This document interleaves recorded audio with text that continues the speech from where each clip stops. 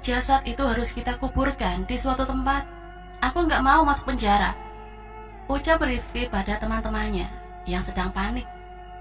Aku nggak setuju, kita harus bawa ke rumah sakit. Siapa tahu dia masih bisa diselamatin. Kali ini aku memberi pendapat, namun ditolak mentah-mentah oleh kedua rekanku. Gila, kamu sendiri udah ngecek kan? Nafasnya udah nggak ada. Udah nggak usah banyak omong, masukin jasadnya ke mobil, perintah Reza tanpa mau mendengarkan pendapatku. Kami memasukkan jasad Rani ke mobil, mendudukkan seolah-olah dia tertidur di kursi belakang. Aku menjaganya agar seolah-olah Rani terlihat masih hidup. Mobil berjalan dengan tidak tentu.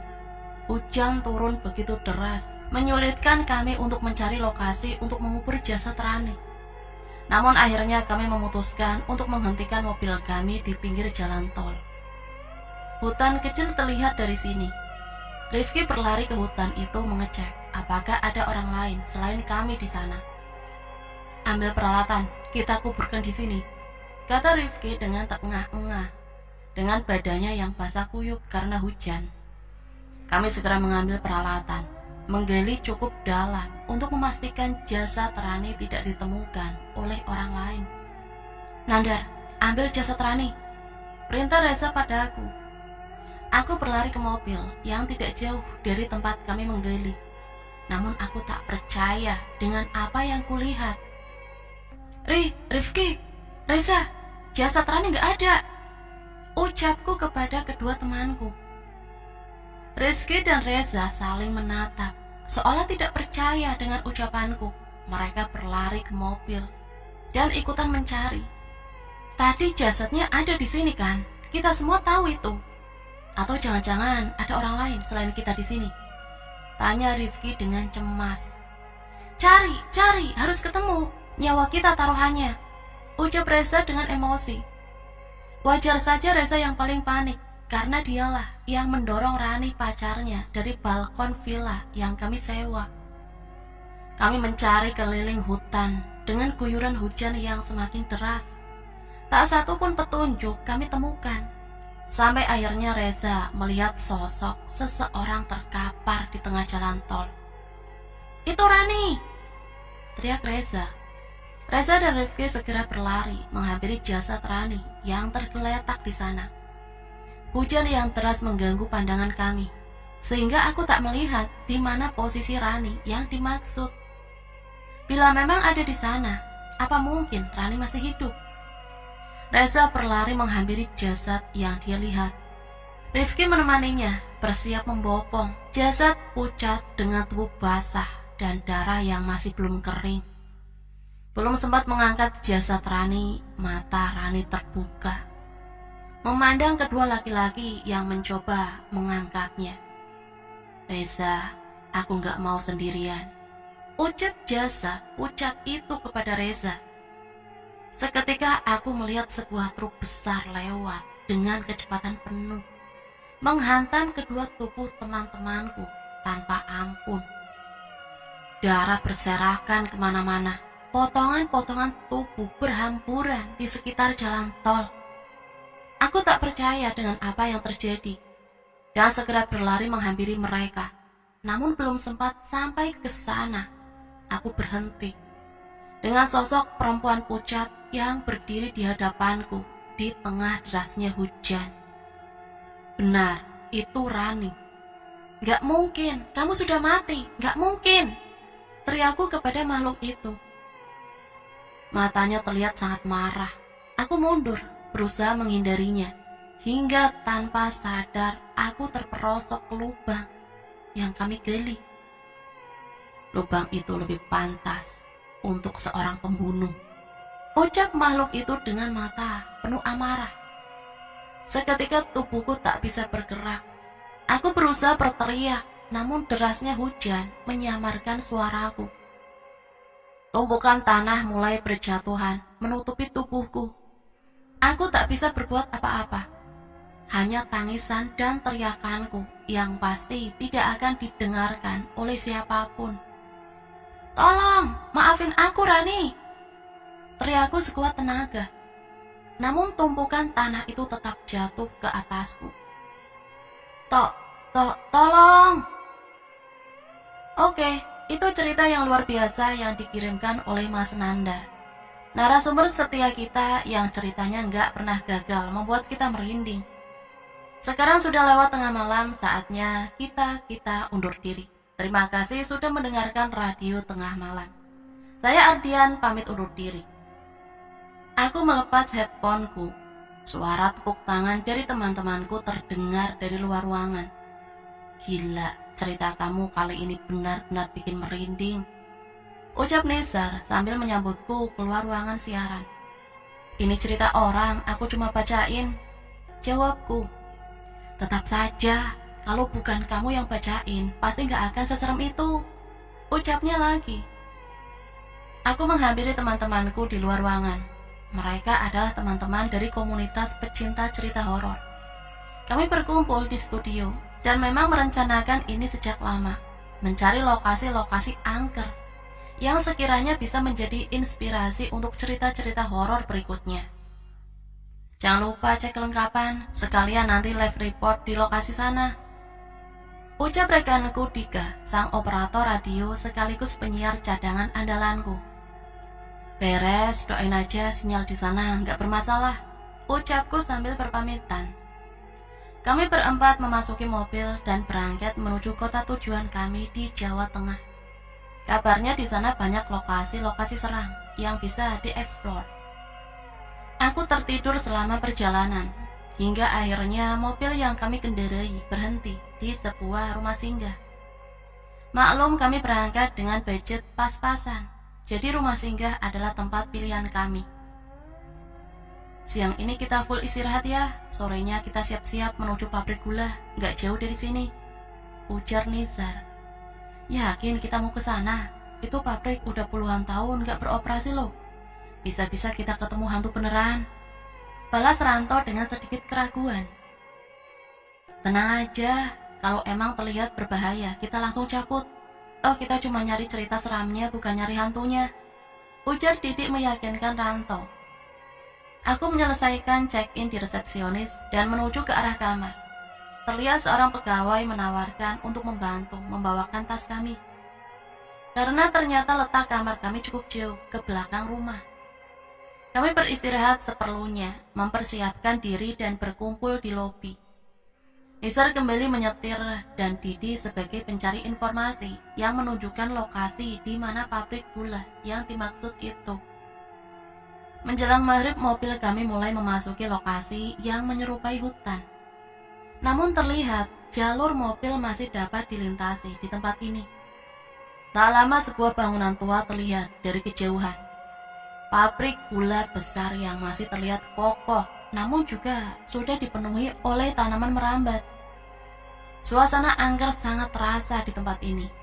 Langit senja yang memerah menyempurnakan suasana misterius bangunan tersebut. Kita mulai dari mana? Tanyaku pada Nizar. Kalau pintu depan tidak terkunci, kita masuk dari pintu depan saja, ucap Nizar. Ranto berinisiatif berjalan menuju pintu depan untuk memeriksa. Ilalang-ilalang tinggi cukup menyulitkan langkah kami. Terlihat beberapa pohon pisang berdiri subur di dekat pintu masuk pabrik gula ini. Bisa, pintunya nggak dikunci, info Ranto pada kami. Suara pintu besi terseret terdengar menggema dari pintu itu. Sebuah ruangan besar yang berisi mesin-mesin tua terlihat di hadapan kami. Tak sadar hari sudah mulai gelap. Kami menyalakan senter yang sudah kami persiapkan untuk memperjelas penglihatan kami. Atap-atap yang telah rusak membiarkan cahaya bulan masuk menerangi sudut-sudut bangunan ini. Kita nggak usah lama-lama ya, jelas Ranto. Iya, aku juga sekarang udah nggak nyaman ada di sini, jawabku mendukung Ranto. Ruangan demi ruangan kami memasuki. Hanya ruangan dengan tembok-tembok yang sudah lapuk dan mesin-mesin rongsokan yang terlihat. Kurasa ini cukup untuk bahan dokumentasi dan materi live report nanti. Semua tidak ada yang aneh. Sampai akhirnya kami sampai di sebuah ruangan besar dengan pintu kayu yang terlihat cukup reot. Kami masuk ke dalam. Terlihat hiasan-hiasan kayu yang berbentuk topeng dan patung tertata di sini. Dan yang mencurigakan, terlihat sebuah daun pisang yang diisi dengan bunga-bunga. Sepasang dupa dan kemenyan terlihat masih menyala di sana. Itu sesajen. Apa ada orang lain selain kita di sini? Tanyaku kepada Nizar. Nizar tidak menjawab. Terlihat dia juga tidak nyaman dengan yang kami lihat. Kui jatahku. Mendadak Didi berkata dengan bahasa Jawa. Dengan suara yang tidak ku kenal. Matanya melotot dengan seringai yang aneh di wajahnya. Aku panik melihat tingkah Didi.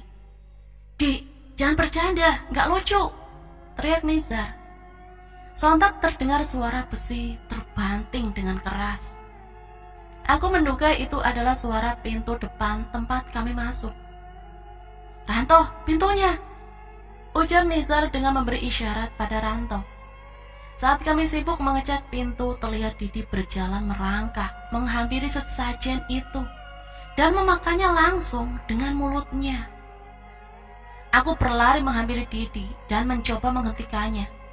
Namun entah tenaganya begitu kuat sehingga tenagaku tak mampu menahannya. Syarat sudah aku terima. Sekarang siapa yang mau duluan? Ucap makhluk yang merasuki tubuh Didi. Kami menyadari akan adanya bahaya dan mencoba keluar dari ruangan. Namun belum sempat aku berlari, terlihat Ranto terjatuh. Seolah ada yang menarik kakinya. Aku menangkap tangan Ranto. Namun sesuatu menarik kaki Ranto dengan cepat, hingga ia terseret entah kemana. Ranto! Teriakku sambil mencoba mengejarnya, namun Nizar menahanku. Kabur Adrian, kita cari bantuan, perintah Nizar. Kami berlari keluar ruangan. Terlihat pintu besi tempat kami masuk sudah tertutup, namun kami tetap berlari ke sana, berharap pintu itu masih bisa dibuka. Ternyata kami salah. Sesuatu menahan pintu itu untuk terbuka. Aku mencoba mengambil telepon selulerku dan menghubungi nomor emergency. Namun tak ada tanda-tanda teleponku akan tersambung. Aku mencoba menelpon Dika hingga teman-teman yang mungkin bisa menolong, namun tidak ada satupun yang terhubung. Nizar terus menggedor pintu dan meminta pertolongan. Namun itu tidak lama, sampai kami mendengar langkah kaki mendekat dari langit-langit bangunan itu. Itu makhluk apa? Tanyaku dengan suara gemetar. Nizar jatuh dan terduduk, tidak percaya dengan apa yang ia lihat. Sesosok pocong, tidak hanya satu, pocong, kuntilanak, hingga makhluk tinggi besar menyerupai genderuwo memandangi kami dari setiap sudut ruangan pabrik gula ini.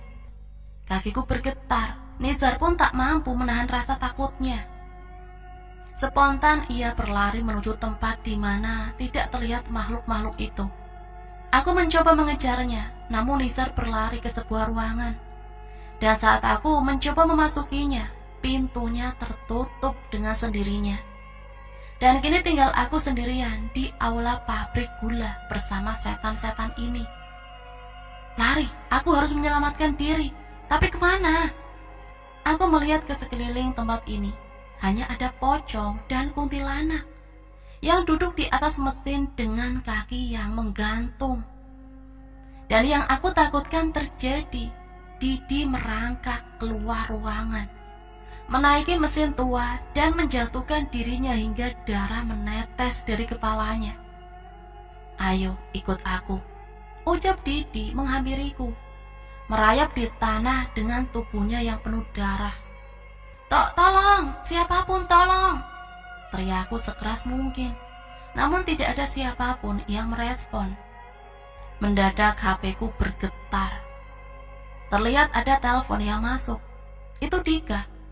Aku segera mengangkat telepon untuk meminta pertolongan. Dik, tolong, teriakku di telepon. Akhirnya kita tersambung dengan Adrian, penyiar favorit kita. Saat ini dia akan menyampaikan live report dari sebuah pabrik gula angker di Jawa Tengah. terdengar suara Dika dari telepon. "Bukan, Dik, matiin radionya," perintahku. "Oke Adrian, ada hal apa saja yang bisa diceritakan?" ucap Dika melalui teleponnya. "Dik, tolong Dik, kami dalam bahaya. Pabrik tua ini mengerikan, tolong aku," perintahku pada Dika. "Sorry, suara kamu gak jelas. Apa tadi?" "Pabrik gula mengerikan. Kamu lihat apa saja di sana?" tanya Dika lagi yang terdengar belum mengerti kondisi saat ini. "Siapa aja tolong, sekumpulan pocong, kuntilanak ada di setiap sudut pabrik ini," ucapku sudah tercampur dengan tangisan. "Pocong, kuntilanak, gila, parah. Pasti seru banget petualangan kamu. Oke, nanti kita lanjutin lagi ya live reportnya. Semoga nanti sinyalnya sudah jelas."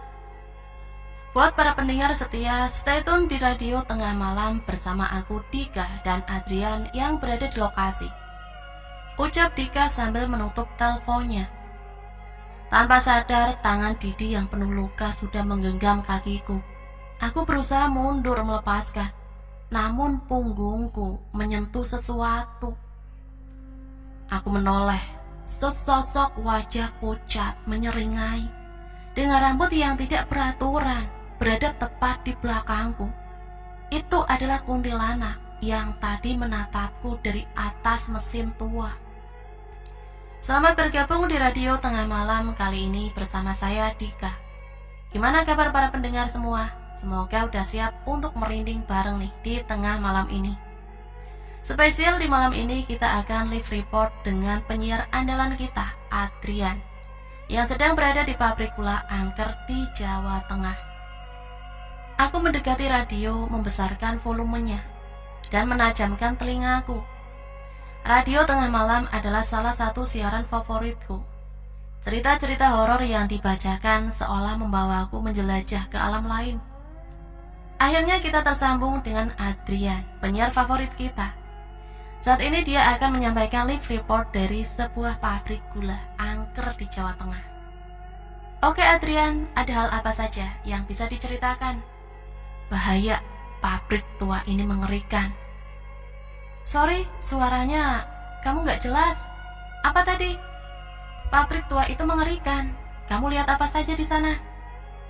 Siapa? Sekumpulan pocong, kuntilanak ada di setiap sudut pabrik ini. Pocong, kuntilanak, gila, parah. Pasti seru banget petualangan kamu. Oke, nanti kita lanjut lagi ya live reportnya. Semoga nanti sinyalnya sudah jelas.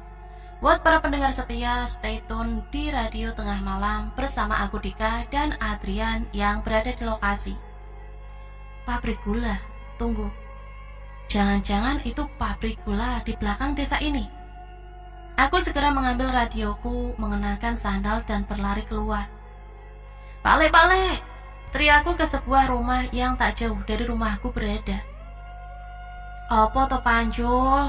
Cilik tengah malam ngene teriak-teriak, ucap Pak Le sambil membuka pintu. Ini Pak Le, kayaknya ada yang masuk ke pabrik gula, ucapku setengah sambil menyodorkan radio. Kita sudah mencoba menghubungi Adrian kembali yang sedang berpetualang di pabrik gula. Namun sepertinya sinyal belum mendukung. Kita lanjut baca cerita dulu ya. Terdengar suara dari radio yang aku tunjukkan. Waduh, ya wes tak cek dulu, ucap Pak Le sambil bersiap mengenakan sandalnya. Aku ikut, tak jemput Kliwon dulu, sautku. Ikut ya ikut, tapi monyetmu itu gak usah dibawa, ucap Pak Le. Kliwon adalah monyet peliharaanku. Aku sering membawanya ke hutan sekitar pabrik gula. Di sana ada tanaman pohon-pohon pisang yang menjadi makanan favorit Kliwon. Biarlah Pak D, biar cari pisang sendiri di sana, jawabku kepada Pak Le. Pak Leku, Bimo Sambara, adalah salah satu orang terpandang di desa. Beliau memang dipercaya untuk mengurus permasalahan yang kadang terjadi di peninggalan pabrik gula zaman Belanda yang sudah lama terbengkalai. Rumput-rumput yang tinggi dan gelapnya malam menemani perjalanan kami. Hanya penerangan dari lampu petromak yang membantu penglihatan kami. Sebuah pabrik tua terlihat di hadapan kami. Terlihat pohon-pohon pisang tumbuh subur di depannya. Sontak, Kliwon melompat dari bahuku dan bersiap menikmati pisang favoritnya di sana. "Pak Le, pintunya nggak dikunci?" tanyaku saat melihat tidak ada lagi gembok di pabrik gula tersebut. "Nggak mungkin, pintunya selalu tak kunci," jawabnya sambil mempercepat langkah. Kami mendekati, mencoba membuka pintu tersebut. Namun sulit terbuka. Aku melihat sekeliling. Ternyata sebuah balok kayu menahan pintu itu dari luar. Kami menyingkirkannya, dan pintunya pun berhasil dibuka. Terdengar suara rumput terinjak dari samping pabrik. Aku sedikit curiga, namun kurasa kondisi di dalam gudang lebih penting. "Bener Jul, ada yang masuk," ucap Pak Le kepadaku. "Bener toh Pak Le, tapi suasananya kok medeni ngene yo," jawabku pada Pak Le.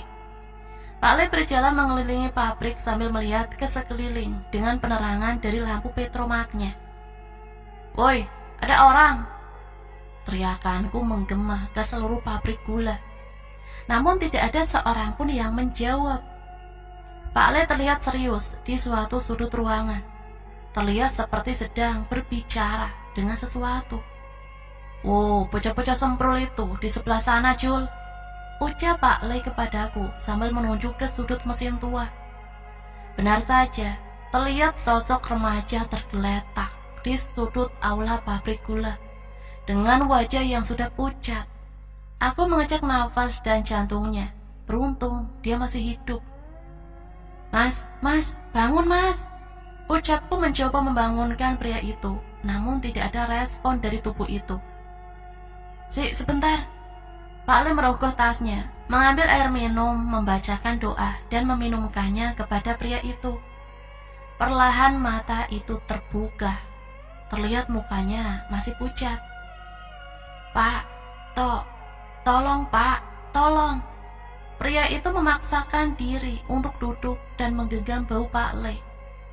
"Tempat ini mengerikan Pak, tolong, teman saya kesurupan, dan makhluk pocong, kuntilanak berkeliaran di sekitar sini," ucapnya kepada Pak Le.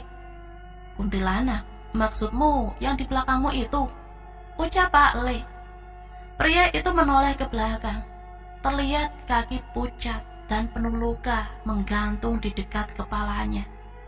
Dia menoleh ke atas dan wanita dengan wajah pucat dan penuh luka menatapnya dari atas mesin tua. Tolong!" teriak pria itu sambil melompat menjauhi makhluk itu. "Itu Sri, salah satu makhluk penunggu gudang sini. Kayaknya kamu juga udah ketemu yang lain," jelas Pak Le. Iya, itu Pak, makhluk yang menyerang saya," teriak lagi sambil menunjuk pada kuntilanak itu. "Nyerang gundulmu, justru makhluk yang kamu bawa yang bikin perkara di sini. Kalau nggak ada Sri, mungkin kamu udah dibawa sama temanmu yang kesurupan itu," ucap Pak Le memarahi pria itu. Pria itu terheran, mencoba mencerna ucapan Pak Le. "Udah tenang dulu, kalian berapa orang kesini?" tanya Pak Le. "Berempat Pak." "Siapa namamu?" tanya Pak Le lagi. "Saya Adrian, yang kesurupan namanya Didi. Tolong cari mereka Pak, tolong."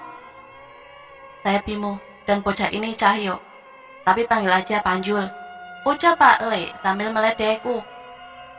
"Pak Le ki emang, jangan ngeledek toh.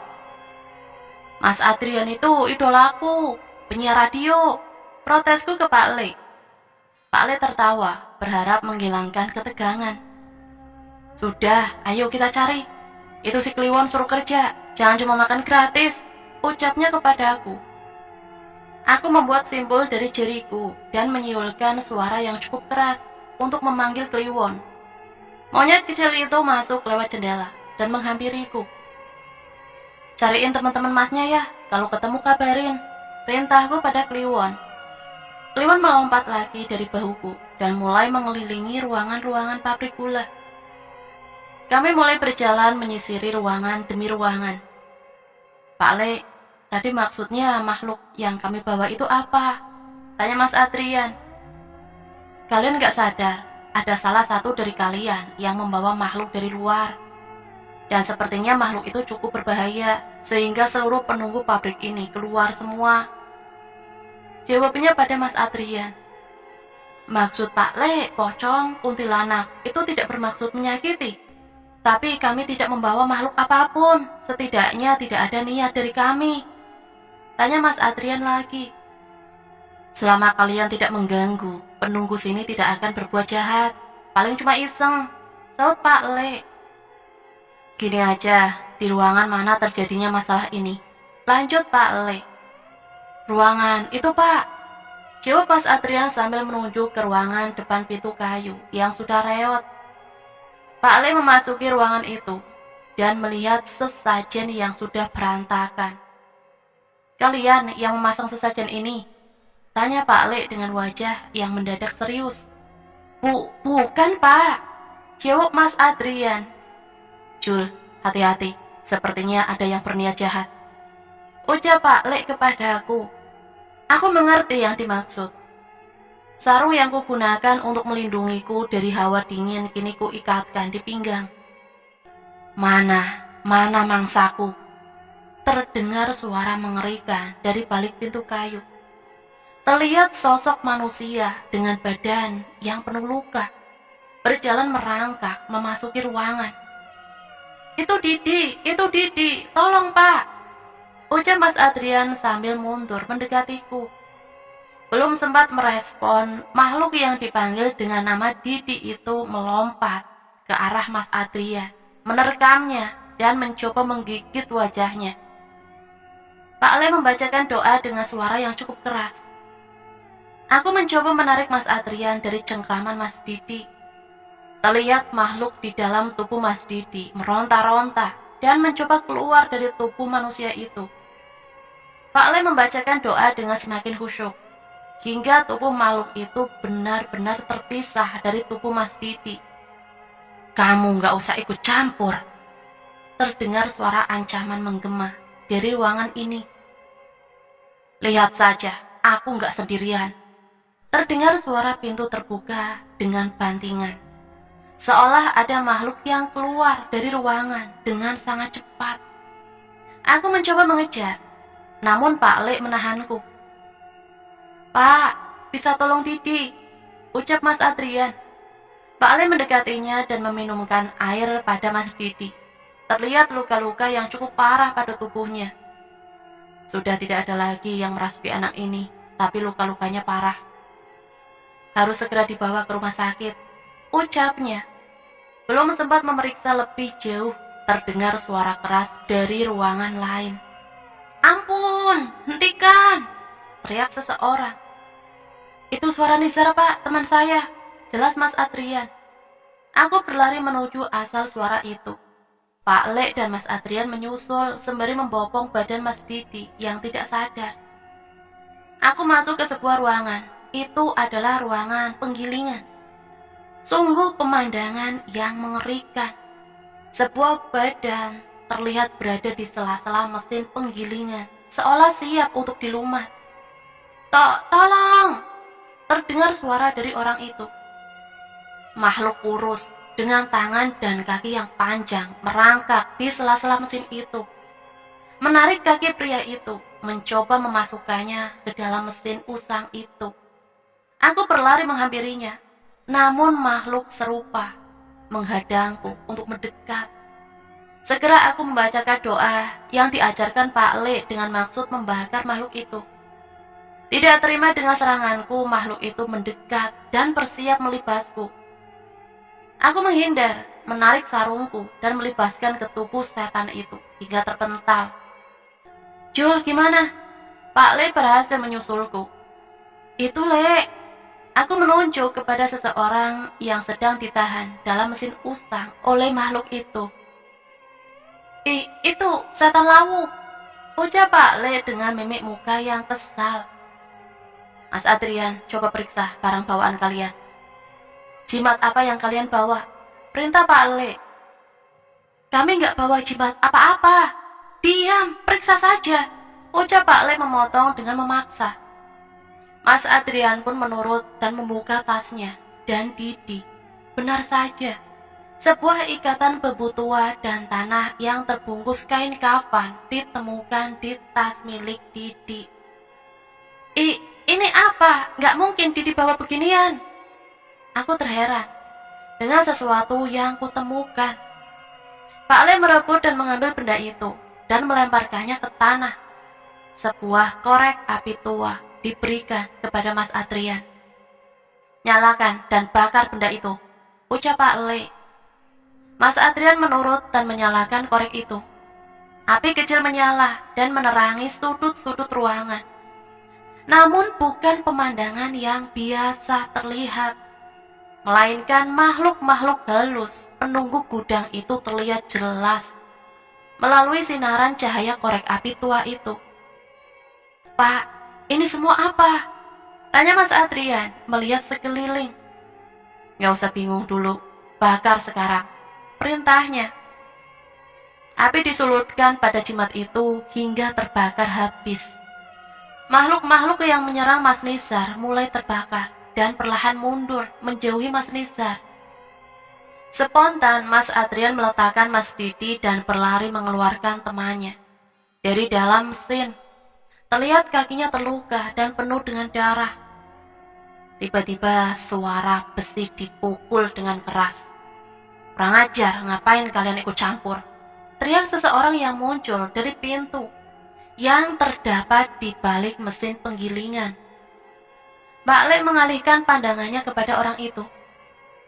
Jadi kamu yang menjebak bocah-bocah ini, ucap Pak Le. Terlihat seseorang yang sepertinya seumuran dengan Mas Adrian muncul dari balik mesin tua itu. Yang mengerikan, makhluk-makhluk yang menyerang kami tadi berkumpul di belakangnya, seolah sudah siap mendengarkan perintah orang itu. Kamu kenal dia? Tanya Pak Le ke Mas Adrian. Mas Adrian memperhatikan baik-baik orang itu dan samar-samar mengingat wajah orang itu. Itu petugas hotel yang membawakan tas kami ke kamar, jawab Mas Adrian. Petugas hotel? Jahat sekali kamu, Adrian. Kita sudah kenal lama, ucap orang itu menyeringai ke Adrian. Aku nggak kenal kamu. Kenapa kamu celakai kami?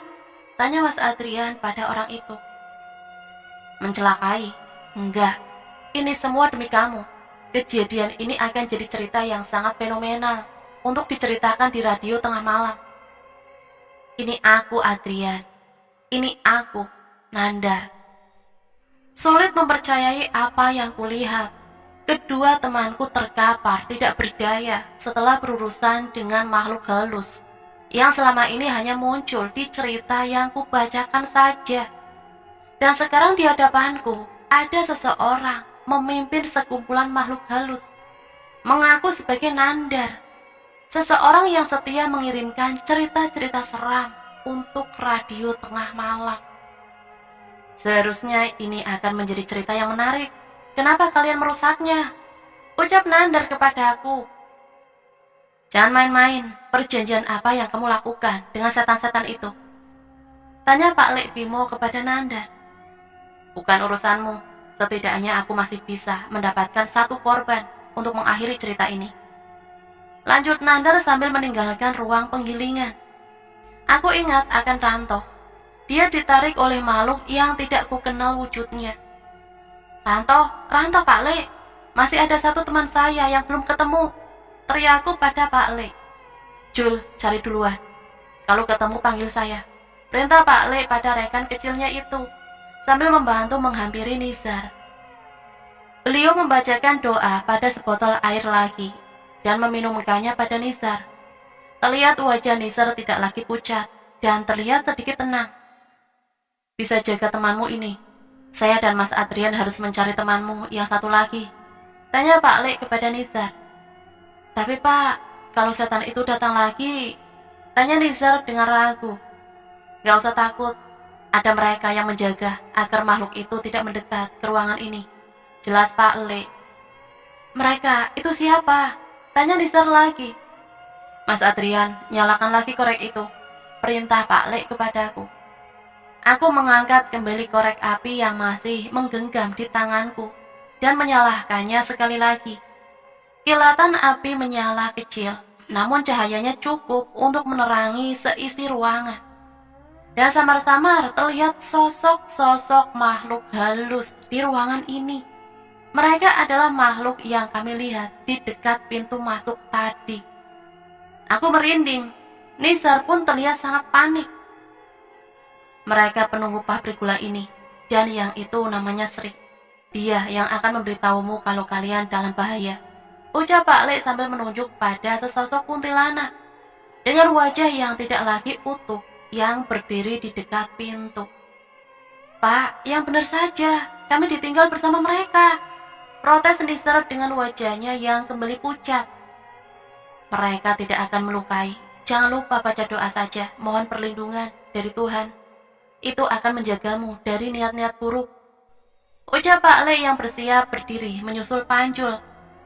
Ketika api dari korek itu mati, tidak ada lagi sosok makhluk yang terlihat di ruangan itu. Ruangan demi ruangan kami masuki. Tidak ada tanda-tanda keberadaan Ranto. Kami terus mencari, bahkan sampai ke sudut-sudut mesin. Pak, itu Dek Panjul pergi sendirian, apa tidak bahaya? Tanyaku pada Pak Le. Tenang, walau masih kecil dia nggak bisa diremehkan. Di belakangnya ada makhluk pelindung yang sangat kuat, cerita Pak Le padaku. Aku mengangguk, namun cerita mereka tetap saja tidak rasional di kepalaku. Pak Le, di sini, di luar. Terdengar teriakan menggema di aula. Itu suara si Panjul. Kami segera berlari ke arah pintu menghampiri bocah itu. Suara gerimis terdengar ketika kami mendekati halaman pabrik. Itu di sana, teriak Panjul. Kami tidak melihat seseorang pun di sana, hanya tanah kosong, pepohonan dan seekor kera di bawah pohon pisang. Itu Le, di bawah kliwon. Terlihat seonggok tanah seperti bekas mengubur sesuatu. Kera itu terlihat menggali sedikit demi sedikit hingga mulai terlihat wajah manusia di sana. Itu Ranto, dia dikubur hidup-hidup, tanya aku. Belum terlambat Mas, dari tadi Kliwon udah jagain di situ, ngejaga biar masih bisa bernapas, jelas Panjul kepada aku. Kami segera berlari untuk menolong Ranto, namun sesosok makhluk kurus dengan tangan dan kaki yang panjang menghadang kami. Kamu tolong temanmu, makhluk ini biar kami yang urus, perintah Pak Lek kepada aku. Aku berlari menghampiri Ranto. Kali ini tidak ada rasa takut.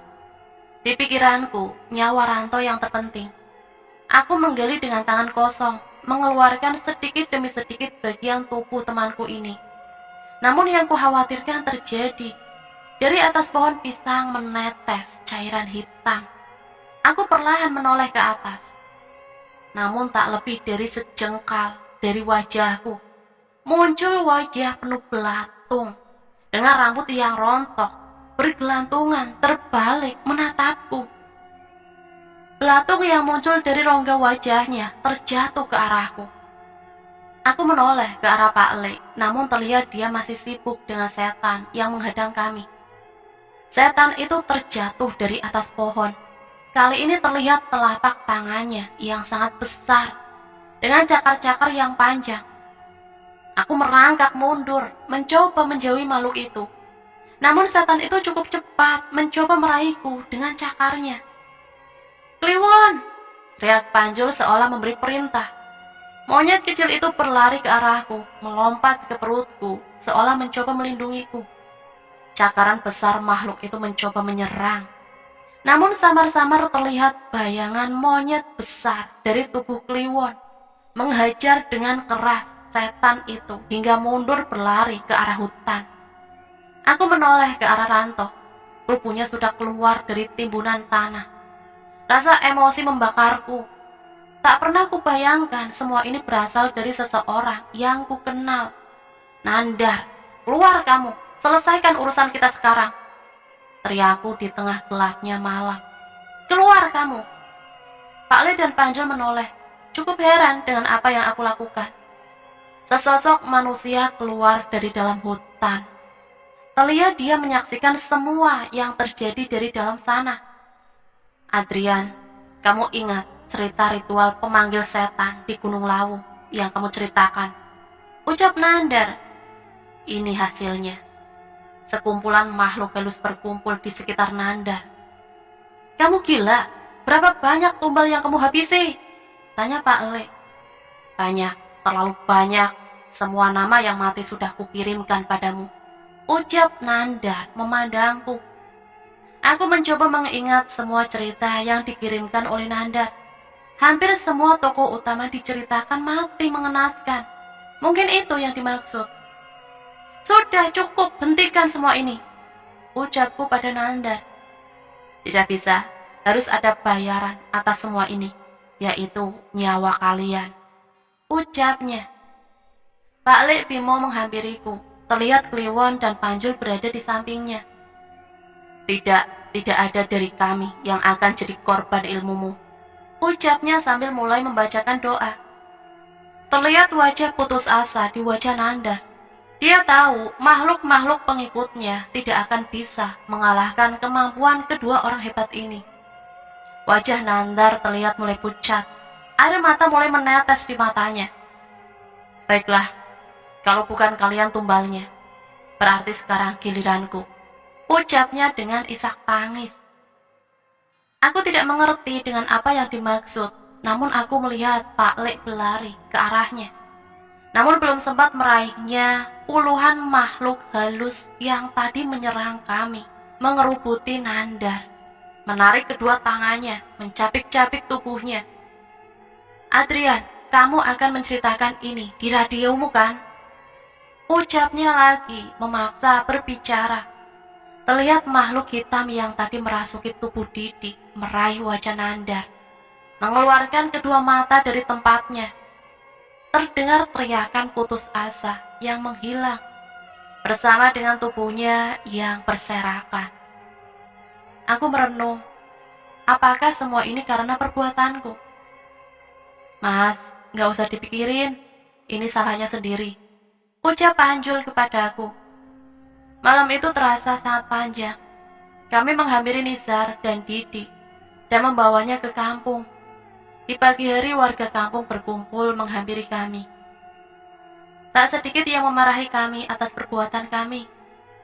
3 hari berlalu Didi, Nizar, Ranto sudah hampir pulih dari luka-lukanya.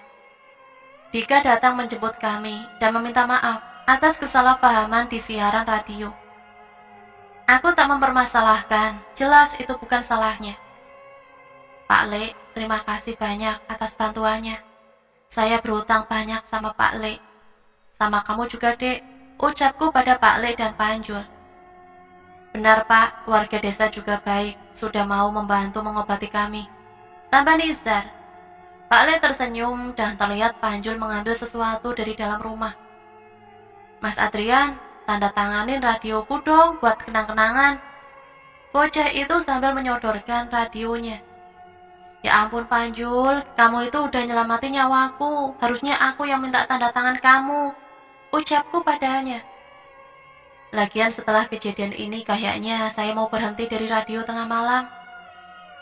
Nah Adrian, gak usah menyalahkan diri atas kejadian semalam.